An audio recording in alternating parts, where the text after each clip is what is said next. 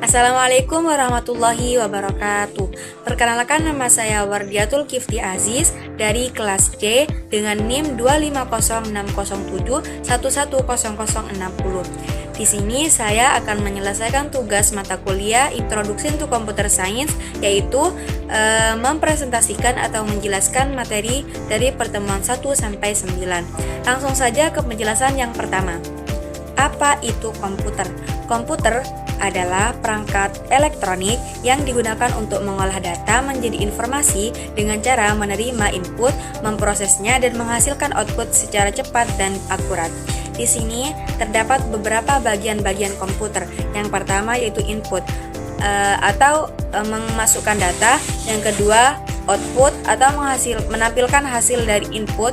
Yang ketiga proses atau mengolah data. Yang keempat storage atau menyimpan data, dan yang terakhir communication atau komunikasi data.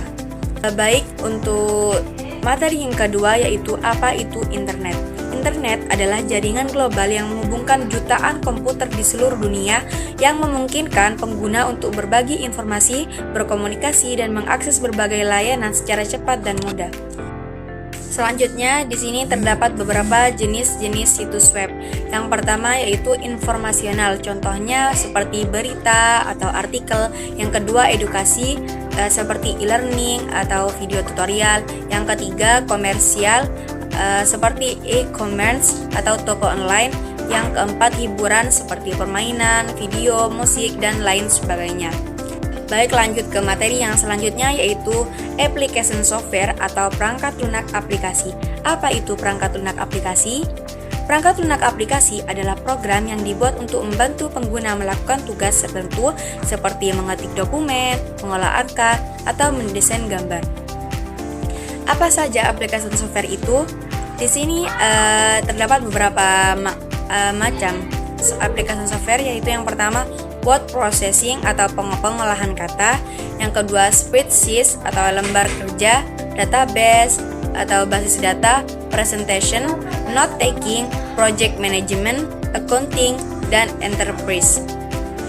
Di sini terdapat beberapa macam-macam aplikasi komunikasi seperti email, forum online, instant messaging, voice over IP atau telepon internet, dan yang terakhir video conference atau konferensi video. Lanjut ke materi yang keempat yaitu tentang sistem unit. Apa itu sistem unit? Sistem unit adalah kumpulan komponen utama komputer yang bekerja bersama untuk memproses data dan menghasilkan informasi. Dan juga fungsi dari sistem unit itu yaitu mengontrol, memproses, dan menyimpan data agar komputer dapat bekerja. Di sini juga terdapat beberapa bagian-bagian sistem unit, yaitu yang pertama CPU atau Central Processing Unit, yang kedua motherboard, yang ketiga RAM random atau random access memory, yang keempat ROM atau read only memory, dan yang kelima hard disk atau SSD, dan yang terakhir power supply. Lanjut ke materi yang selanjutnya yaitu materi tentang perangkat input dan output. Di sini perangkat input yaitu perangkat yang digunakan untuk memasukkan data atau perintah ke dalam komputer agar bisa diproses oleh sistem. Di sini terdapat beberapa contoh input. Yang pertama yaitu keyboard, yang kedua mouse, yang ketiga scanner, dan yang keempat mikrofon, dan yang terakhir kamera web atau webcam. Yang selanjutnya di sini pengertian perangkat output. Perangkat output adalah perangkat keras komputer yang berfungsi menampilkan atau menghasilkan data dari proses komputer. Di sini contoh dari perangkat output yaitu yang pertama monitor, menampilkan gambar dan teks, yang kedua printer, mencetak hasil kerja ke kertas, yang ketiga speaker, mengeluarkan suara atau audio, yang keempat proyektor, menampilkan gambar ke layar besar, yang kelima headphone, mengeluarkan suara langsung ke telinga pengguna. Lanjut ke materi yang keenam yaitu apa itu storage. Storage adalah media dan perangkat yang digunakan untuk menyimpan kembali dan mengelola data instruksi serta informasi pada komputer. Maksudnya di sini tempat penyimpanan agar dapat digunakan kembali saat dibutuhkan. Di sini ada beberapa contoh perangkat storage, yaitu yang pertama hard disk drive atau HDD, yang di sini kapasitasnya besar, kecepatannya sedang, dan menggunakan piringan magnetik. Yang selanjutnya solid state drive atau SSD. Di sini lebih cepat dari HDD tanpa bagian mekanik. Yang ketiga, flash disk mudah dibawa menggunakan port USB. Yang keempat, memory card atau umum digunakan pada kamera dan ponsel. Dan yang terakhir, cold storage atau penyimpanan online, misalnya Google Drive dan Dropbox.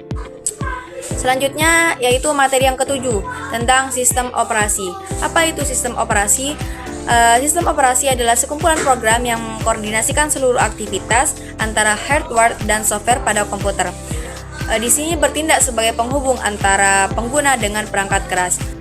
Di sini contohnya yaitu yang pertama GUI atau Graphical User Interface, yaitu di sini menggunakan tampilan grafis seperti icon, jendela, dan menu. Contohnya di sini Windows atau Mac OS.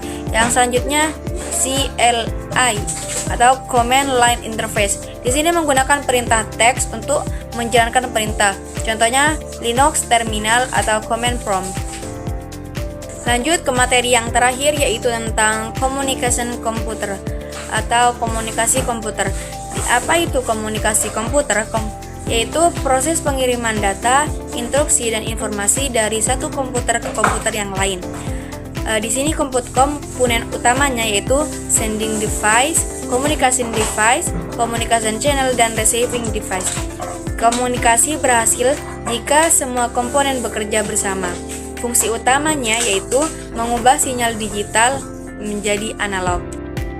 Di sini terdapat beberapa jenis jaringan khusus, yaitu di sini ada 3. Yang pertama intranet, yaitu jaringan internal perusahaan. Yang kedua extranet, bagian intranet yang bisa diakses pihak luar. Yang ketiga firewall atau pelindung jaringan dari akses berbahaya. Dan di sini ada beberapa media transmisi, yaitu yang pertama kabel atau wired. Di sini contohnya twice pair, coaxial cable, fiber optic. Di sini maksudnya menggunakan cahaya. Yang selanjutnya itu nirkabel atau wireless. Contohnya radio wave, microwave, satelit, dan infrared. Baik, cukup sekian penjelasan materi yang dapat saya sampaikan. Kurang lebihnya mohon maaf. Wabillahi taufiq wal hidayah. Wassalamualaikum warahmatullahi wabarakatuh.